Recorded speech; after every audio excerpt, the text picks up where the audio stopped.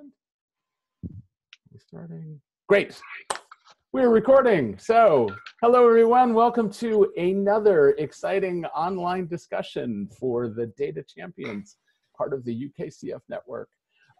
Today's topic, we are going to be learning from the lessons learned from Tom. I wanted to give him an opportunity to have that, encapsulating what it means to be working hard on focusing, getting a community foundation to be more data informed. And in that, I just wanted to get that opportunity to get some good chunks down in terms of what that looked like and what he's been able to accomplish, but also lessons he might have learned through things like failure and stuff like that. Anyway, so that's not that there were no failures here. Anybody want to go first in terms of asking Tom questions about him leaving? But why are you leaving, Tom? That's a good question. Where are you going? There you go. Give the frame. So I'm going to work for the Henry Smith charity to be Oh, grants manager really?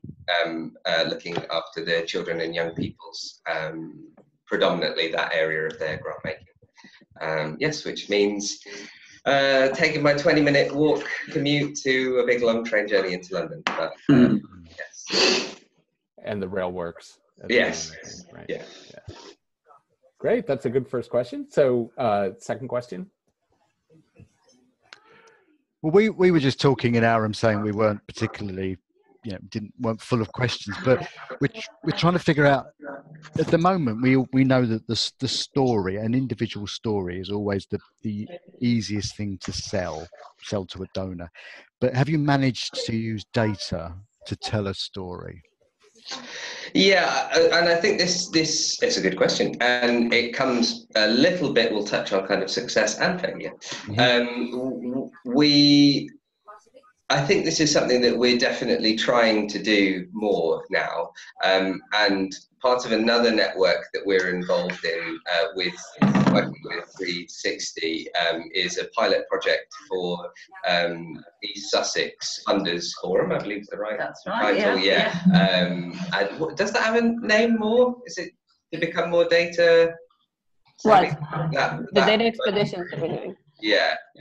Yes. And one of the things that we did with that was we had a workshop led by Dirk on how to tell a story using data, which was really helpful, I think, in and without garbling your workshop, Dirk, starting to try and think about using the same approach that you might take in a kind of journalistic way to telling a story, to use data. So really asking who your sort of your audience is going to be for your decision, what you're wanting to tell them, and using the data to go through that. So we developed a profile of the person that you might be telling a story to, and sort of asking some key questions about that. And that's been something that I've definitely wanted to bring into the approach when someone in the fund development team may come to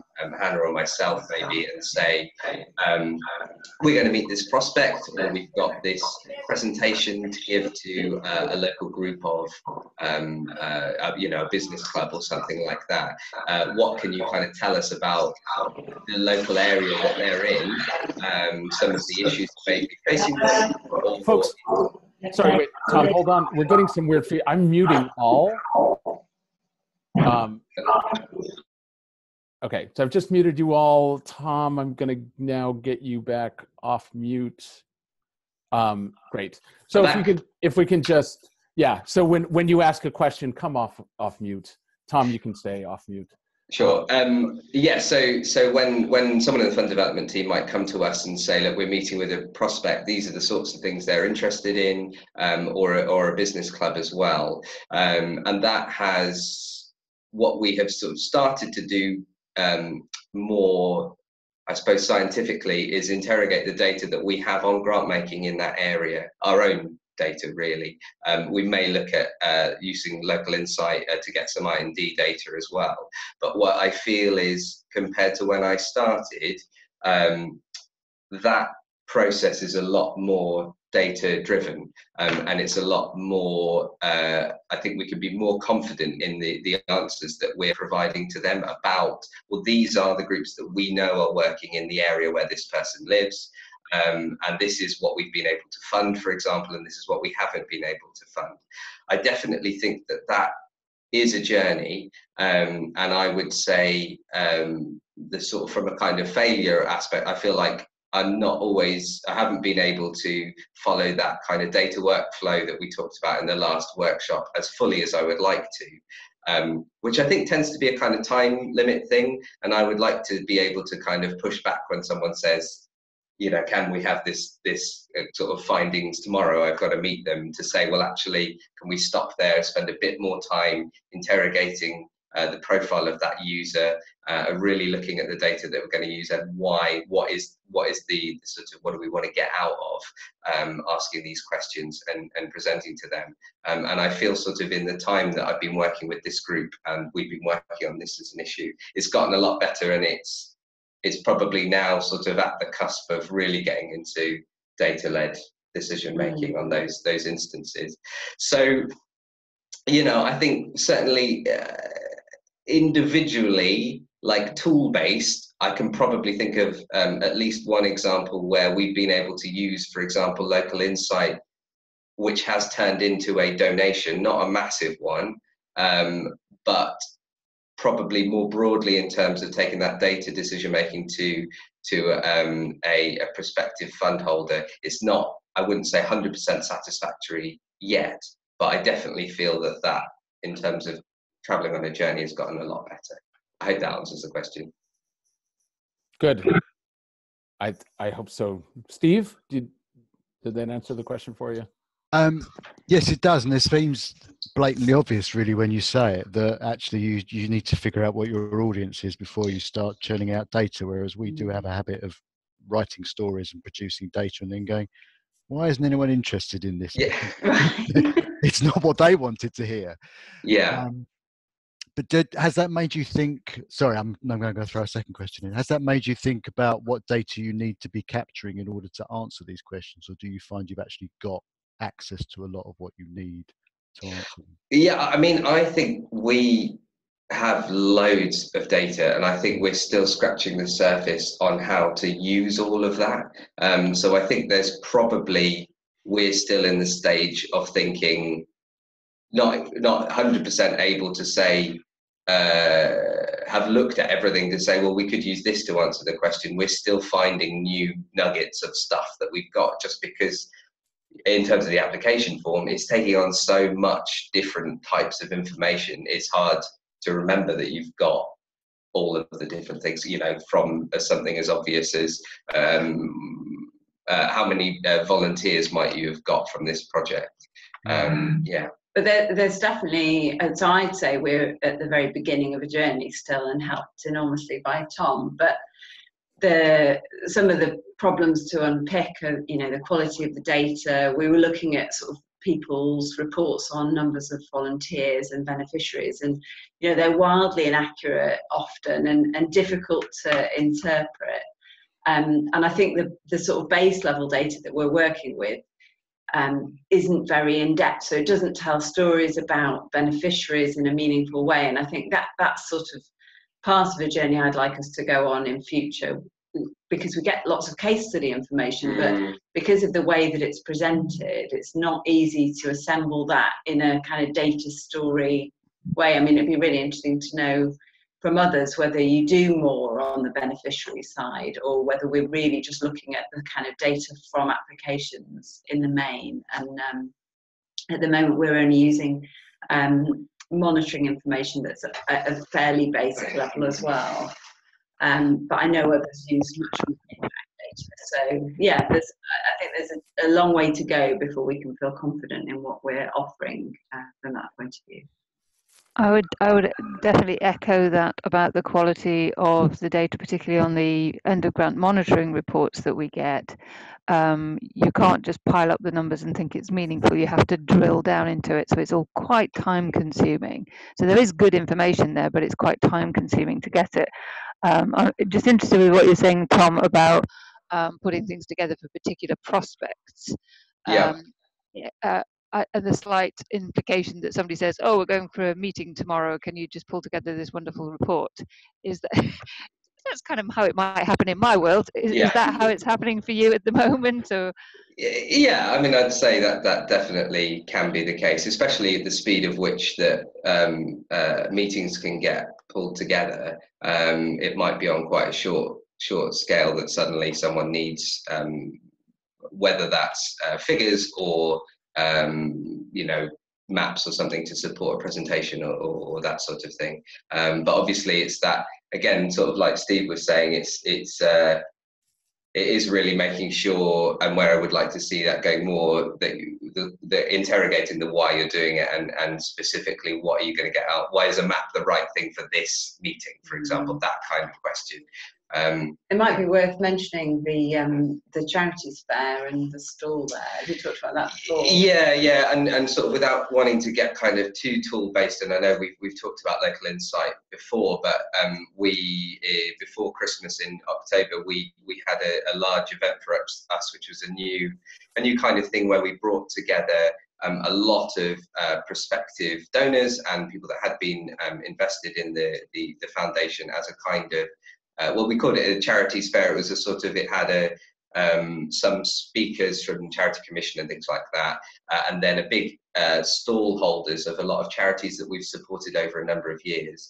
And I ran a stall with the Oxy team that developed Local Insight to kind of show people, give them an example of, as a foundation, this is the kind of tool that we use to give us the picture of what the local need is, looking at IMD and some of the different external data sets that they've got there, and we were able to show people what their, where deprivation may be hidden in their local, relatively, let's say, affluent communities they might live in, and that has translated into a direct gift.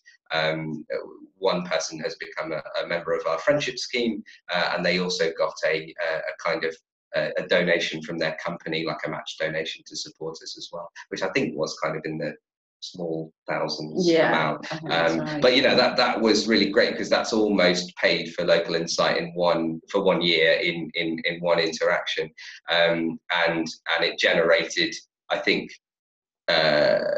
it gave an indication to the degree of professionalism and commitment that our organisation has to being more scientific and data led in our approach to funding. Great. Actually, Kate, did you want to ask the other question that you'd come up with?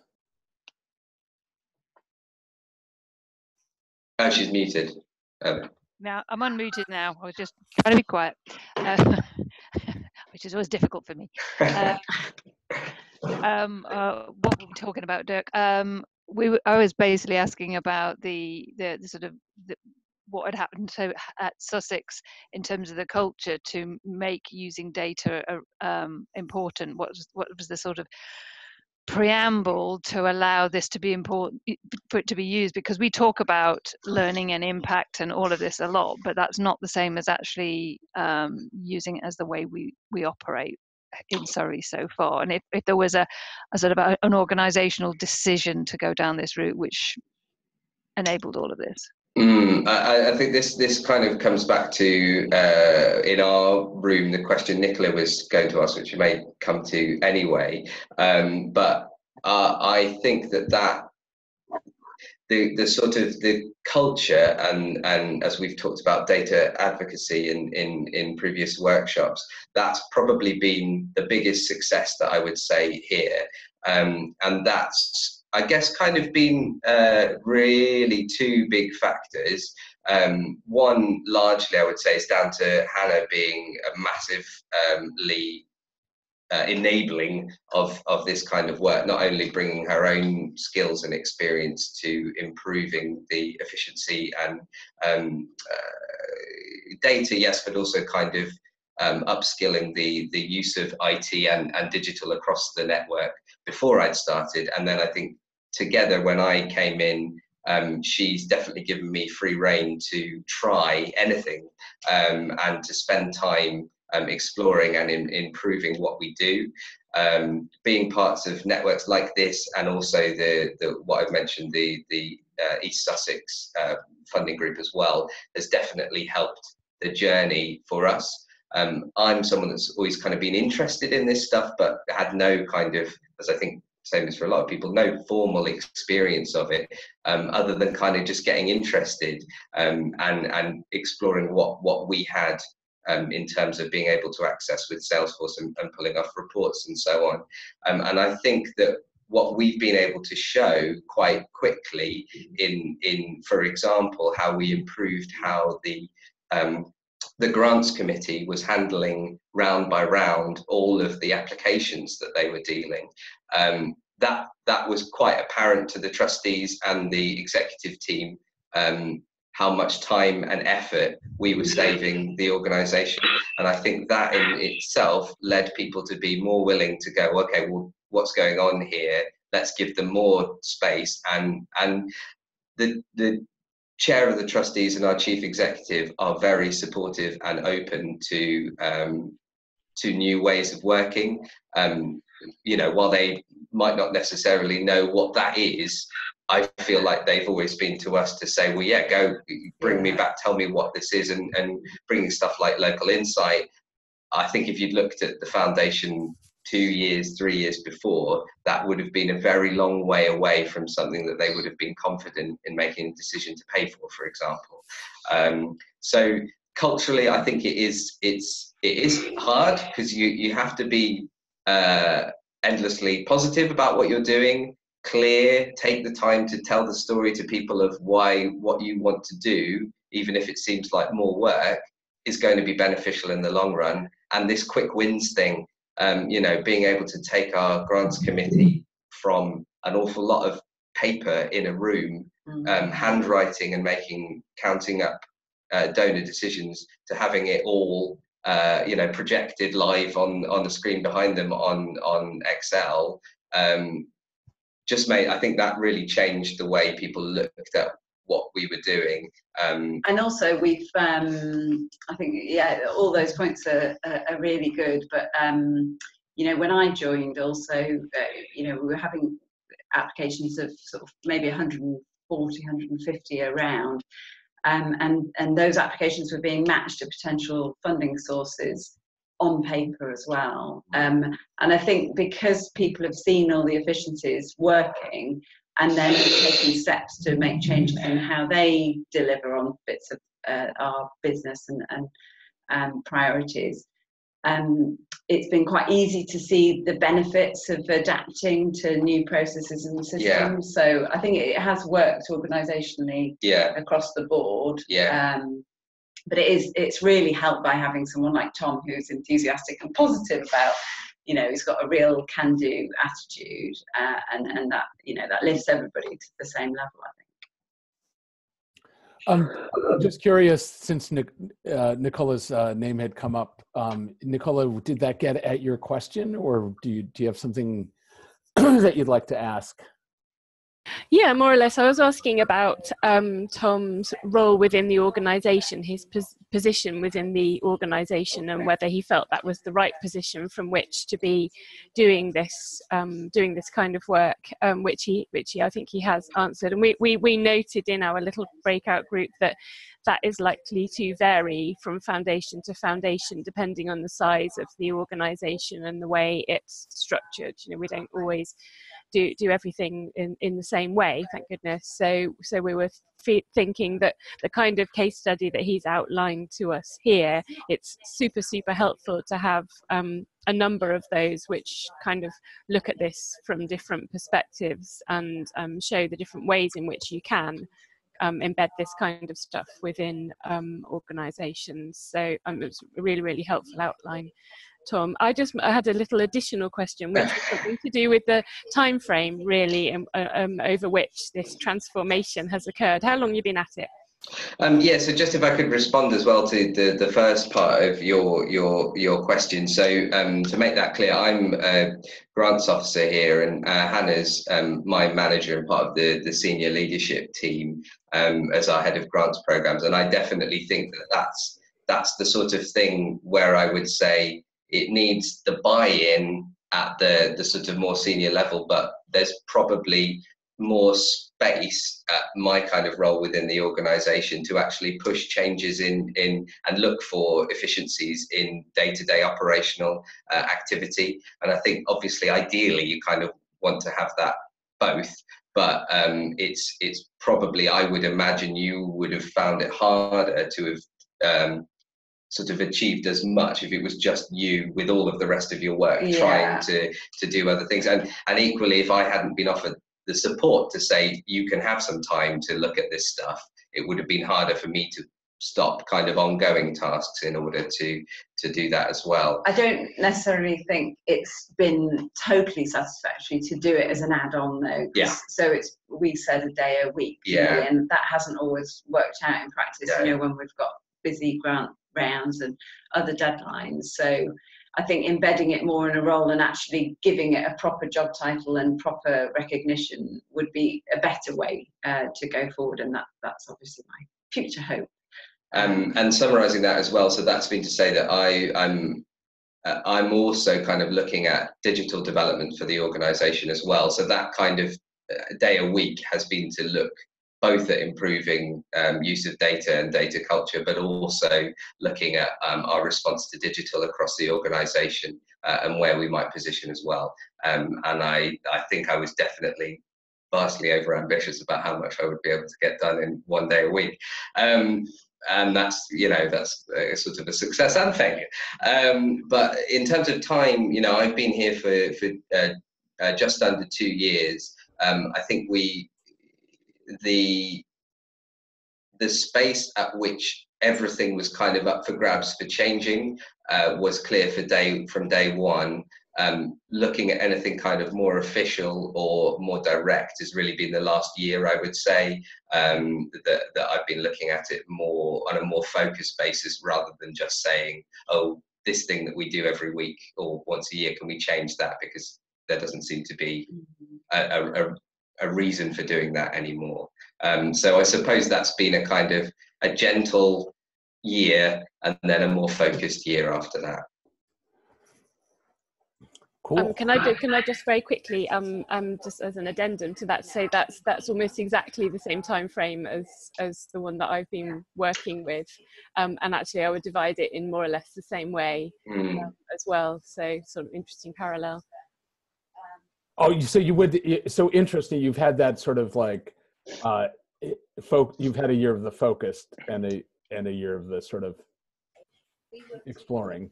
Yeah, although obviously I have a kind of 25-hour-a-week job, which is largely this stuff. So you know, it's a more privileged position in many ways. Cool. Thanks for that.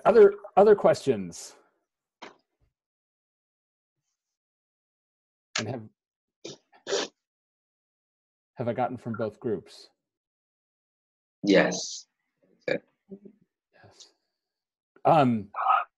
Well, so while we're if we're out of fresh out of questions, what I'd love to ask Tom is just sort of like, Tom, what if you're giving advice to other people taking this this kind of role on and trying to get your community foundation to be more data informed, like what kind of advice would you give people? Well, I mean, I think there is just an element of just start doing. There's obviously there's a lot of information out there to read about how you might improve things, and that I sometimes can find a bit overwhelming and intimidating of where to start. But if you're able to find small actions that can change even one process, I think it starts to help this snowballing movement.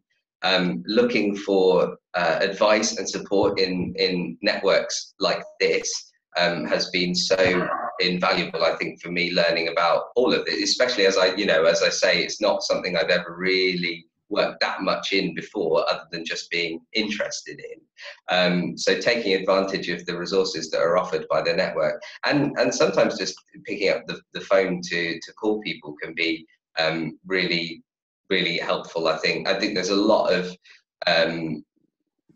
knowledge across the Community Foundation network that not always people necessarily recognize the knowledge that they have, and how efficient they're being. They might not necessarily think of themselves as a data champion, but actually that is what they have been doing in their organization, and being able to unlock some of that knowledge within the community, I think is probably really important to do.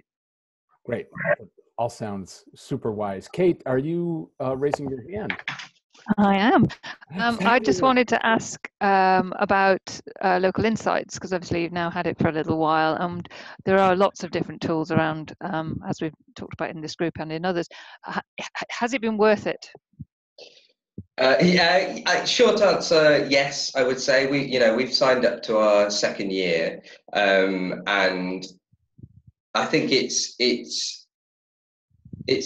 one of these things, and I was talking to them last week when I was letting them know I was moving on, about what we found useful and where we use it the most. And I think we probably a lot of the uses that we use it for are not necessarily its primary function. So what I think we found is kind of additional uses of something. So we use it as a GIS.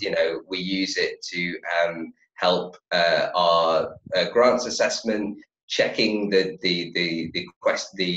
sort of statements that people may make in their application forms, as basic as checking that a geographical location is within an area of benefit. That isn't necessarily the main function of it, which would, let's say, be to be looking at those 800 plus external data sets, which we're using as well. And then we're also using it to help take visuals outside of what is meant to be a live online tool. And I think the thing that I'm most impressed with it over, say, something like the Grant Thornton that we'd had before, is the user interface, and how that's, I suppose, it speaks to another thing about the data culture, the ease at which it is to get involved using something like local insight. Gets people in our team to be looking at something that they never would have dreamed of using Grant Thornton, purely because they just feel like I think they're moving into Google Maps. It's as simple as that kind of interface. Get someone using a kind of data to back up their claim, whereas they might have had something like Grant Thornton, which works. It does a lot of the same stuff, but just because of that sort of that feeling of you needed to learn something, I think it held a lot of our team back from actually engaging something that they had for several years access to. And even when I was sort of assessing things, we still had a login to it that people didn't really even know was there, because it was harder to use, I think.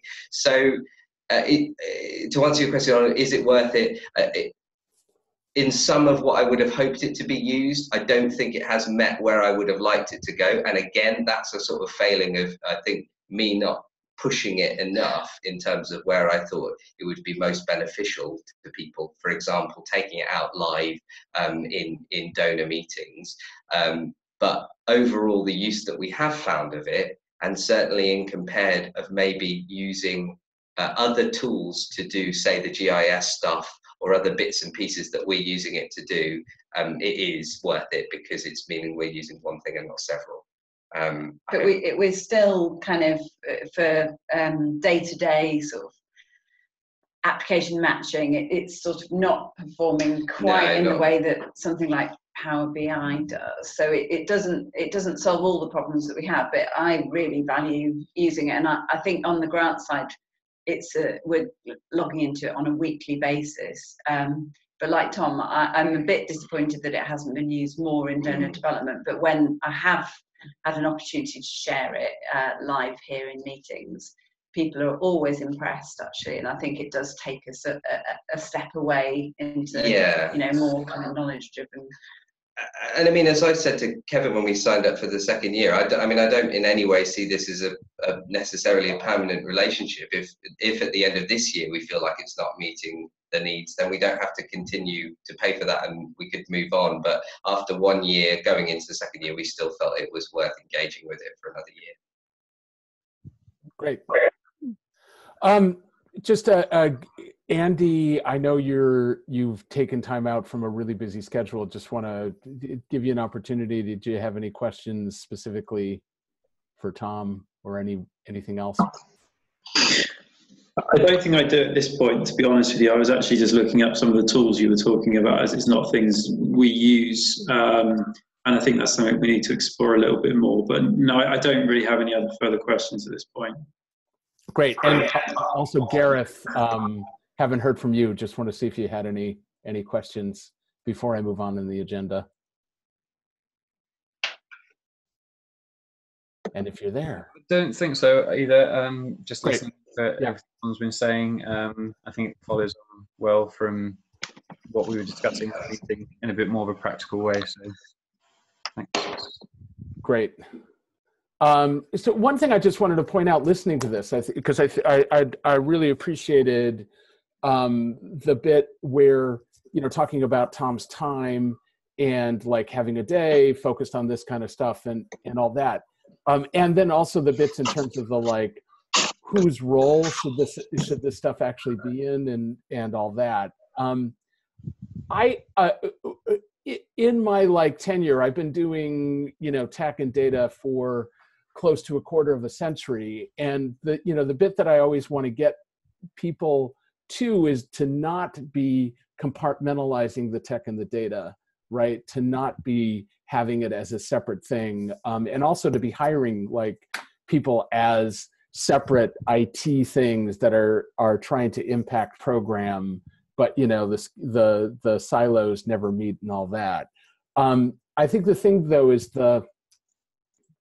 with innovation and with these new things that are coming in constantly, you do have to have some of that little bit of focus on the like, okay, so what can we learn about this, right? And how can we make better use of tools and things like that, and various kinds of data sets, that didn't exist before that are now suddenly coming to existence. You have to sort of have that thing there where you're paying attention to it. But, at the end of the day, if it's not integrated into program, if it's not integrated into the day-to-day, if it's not integrated to thinking about long-term goals, impact, and all that, it's just not going to work.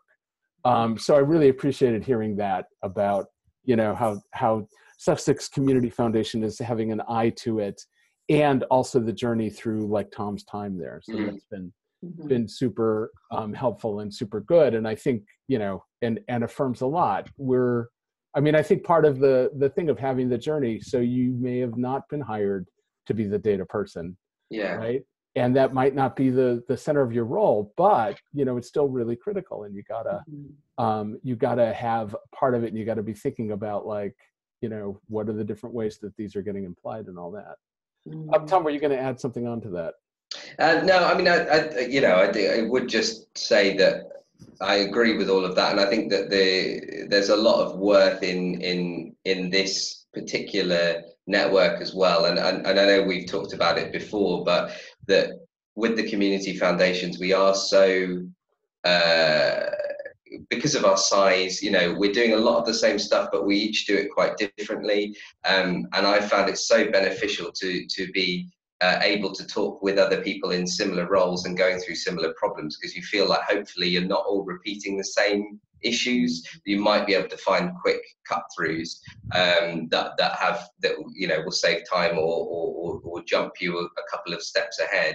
And this group for me has been really useful with that, certainly with Andy sharing the Carto tool before Christmas that we use, which is another mapping program. And that was something that you'd suggested, and I'd had a look at, and then ran into some difficulties and was able to kind of email you, and you shared, oh, well, you do this, and then that works. And that saves so much time and is really beneficial way of working. So I'm really hoping that the resource library and being able to identify individuals across the network that can, maybe take 5-10 minutes to have a conversation with someone in a different part of the country, is really going to bring up the level of everyone's work. And yeah, I just think we just really have to push these kind of networking across the teams as much as we can. Certainly when we've, with Chatter as well, whenever we have issues with kind of monitoring or trying to fill in forms, because of the system that we have with the kinds of IT support that we, the hyphenates time and being virtual, it just saves so much effort and duplication if you can put that question out there and get a sensible response, or take the time to have a call with someone. So I think we just have to, it's up to us to push some of those uses forwards, and we can only be as strong a network as we are individually engaged with that. I also think that training's really important here, because it took quite a long time, I think, after you were imposed, for us to sort out a training day with Hyphenate. Yeah. Maybe a year. Yeah. But there's so many things, as you all know, with Salesforce that it can do. But until you know what it can do and link that up with what you need it to do, you're sort of in the dark. And actually, I had a really useful conversation with you, Kate, when I came to visit, where you'd mentioned that capacity to set up funding requests. I didn't know that was there, and we've been doing it in a very sort of labour-intensive way previously, but that everybody in the organisation has adopted that since, and it's massively time-saving. So things like that, but also when we did our Hyphenate training day, again, because we all worked as a team, we went through quite a number of different aspects of the package. But it also allowed us to sort of benchmark kind of what different parts of the organisation are able to manage with the system.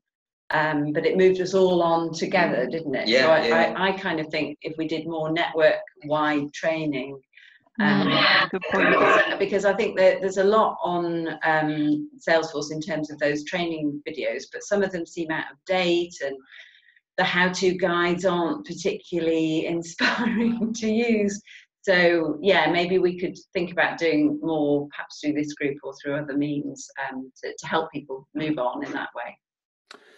I mean, absolutely. I think a couple things in there, but one is the peer-to-peer bit, right? And it's like nobody's going to be able to show you best how to use a tool than somebody that has faced the same challenges as you have, or similar challenges, right? Then I think this other thing too, in terms of, I'm a huge fan of a term called social learning. And as you'll note, we every time I get all of you together, we talk to each other. And I think that bit too, Hannah, that example you gave of going to Kate's office and learning about how to use a tool that was sitting in front of you already, right? Like that bit is just so important, and really that is about how we're going to learn. But anyways, I have to thank Tom for mentioning, well, I thank Tom for many things, but you gave me the perfect segue. So I'm going to put in the chat room here. Tom mentioned the resource library. We are calling it the Data Champions Resource Library. And let me stress, this is very much a prototype.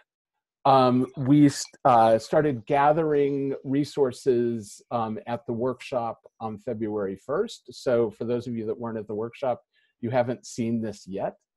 So the link I've just put in there is just the data dump of what we got in terms of thinking through what resources are critical and important for data champions. And now that I've distracted you all with that, I want to put you in front of you the form for collecting the data, right? So the second link I've just put in there is the form where actually, if you want to put in data into the data resource library, you can start doing so. But the things that I really want to stress about this is, when I say the Data Champions Resource Library, I think the most critical resources within the Data Champions network are going to be the people, right?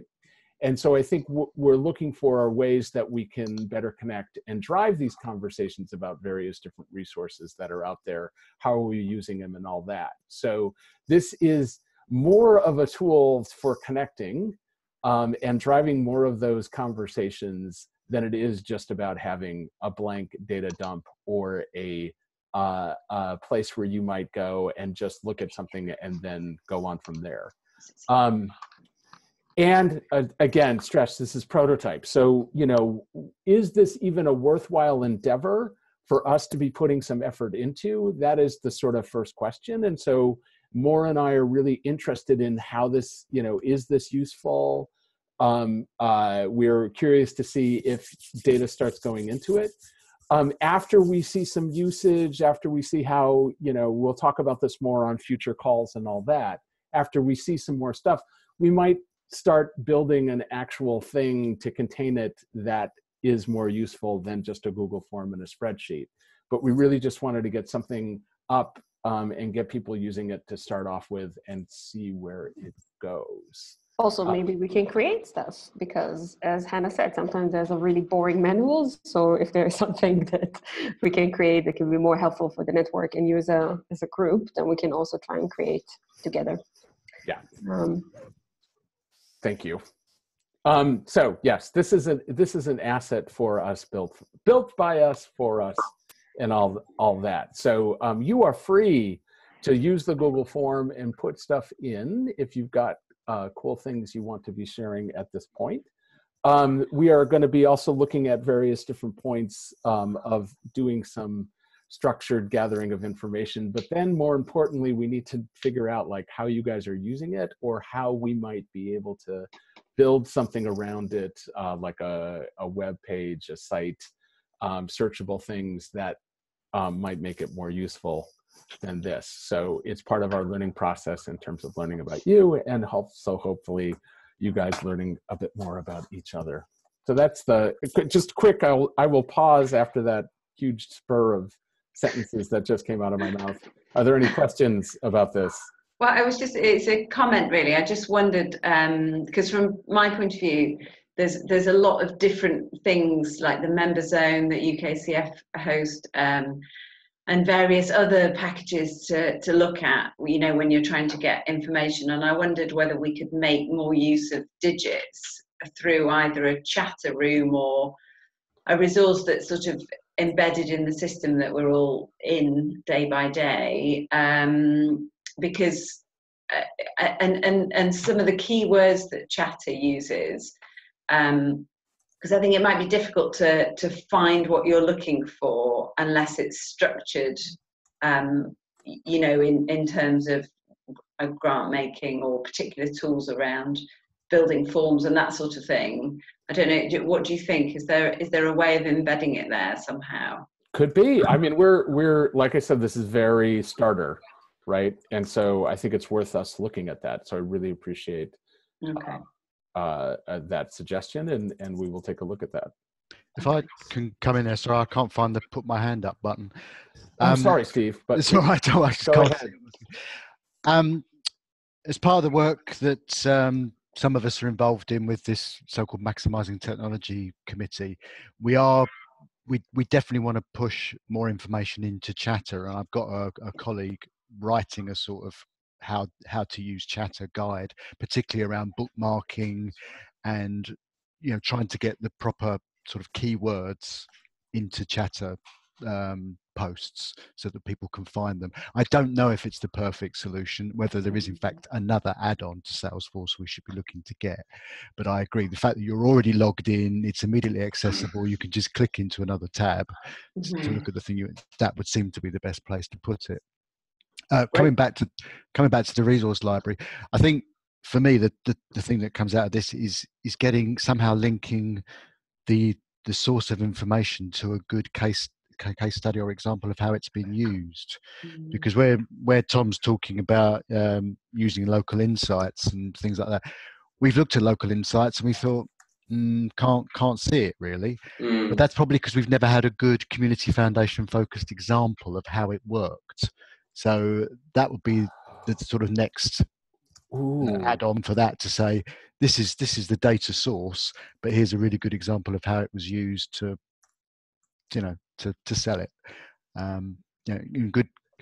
Good instruction manuals talking about Power BI. If you've got Power BI as a tool, but where are the help pages that really give you an insight into how to use PI, or who's the best consultant to talk to? Those kind of things would work for me. Great, super helpful stuff, and yeah, great, helpful as always, Steve. Thank you. No, good. That's really good. Also, sorry. Go ahead. Also, no, go ahead more. We put it on a Google Docs because it's easier to basically pull out of it, because you can make it public on the web, and then you can make any type of a web app on top of Google Docs. So I think it can also be integrated in Chatter if you want, but if you want to make any kind of a nice graphic interface to it after that, and a search, there's a bunch of tools that can be done using just a Google spreadsheet.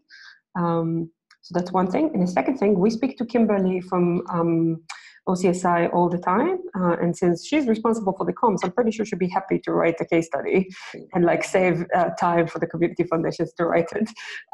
So I can drop her an email, and I'll basically loop in Hannah, if that's okay.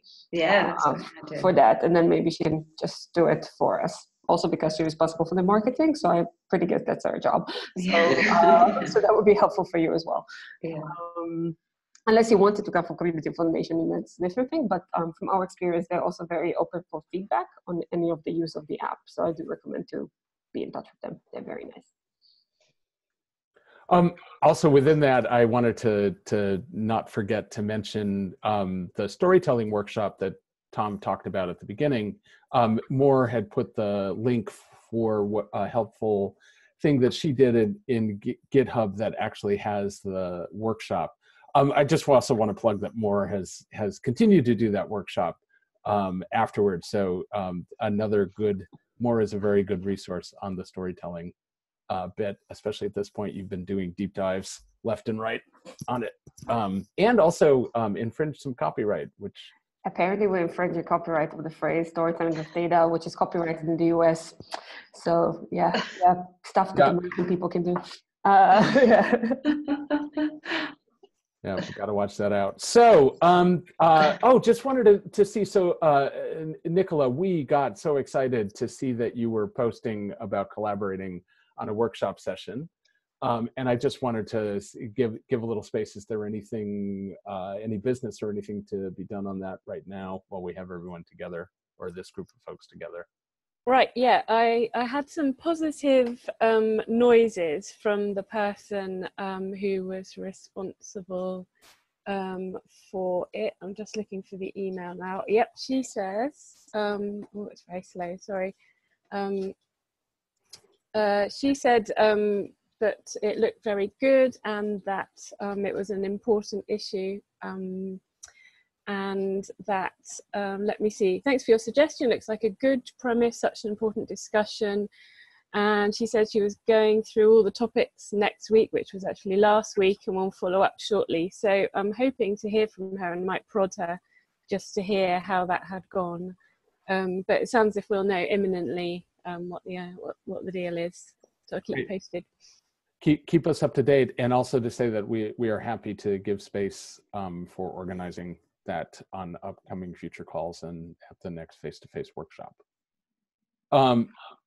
The other thing I just wanted to give a plug for, we know how much effort it takes to get everyone's schedules aligned for a day-long workshop. So looking towards something at the end of April and the beginning of May, and I'm going to put out a doodle shortly so that we can start the process early on and get you guys scheduled for the next face-to-face workshop. And it sounds like it is the right on topic, but I keep listening just to make sure that it is. But building a data culture seems to be like a good bucket of conversation that we could be having at the next workshop. So we'll be doing that. The other thing to make you guys aware about quickly before we run out of time, next online discussion. So one of the things also to point out with this one with Tom, actually the premise for coming up with Tom as the subject matter for this was that we want to start having the online discussions to be more about your work, and actually to get individuals that are part of the Data Champions Network to be to get their work more highlighted and to be sharing more lessons learned.